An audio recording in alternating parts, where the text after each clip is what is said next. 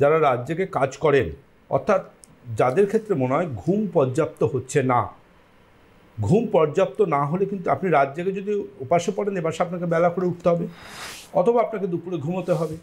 যদি পর্যাপ্ত ঘুম না হয়, আপনার ব্লাডে যেমন গ্রোথ হরমোন বাড়বে না।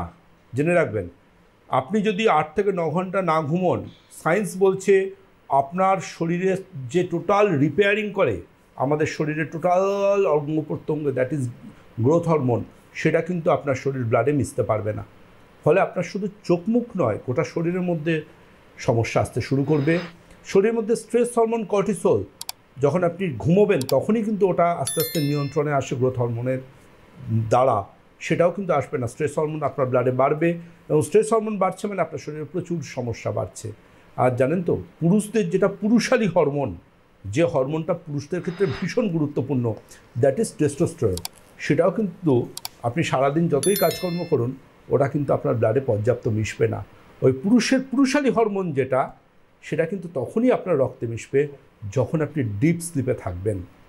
সুতরাং ঘুম একটা পুরুষের ক্ষেত্রে বা মহিলার ক্ষেত্রে ঠিক ততটাই গুরুত্বপূর্ণ যতটা গুরুত্বপূর্ণ তার খাওয়া, তার সারাদিনের টোটাল লাইফস্টাইল, ফুড হ্যাবিট যেমন গুরুত্বপূর্ণ, ঘুমটাও কিন্তু ঠিক ততটাই গুরুত্বপূর্ণ।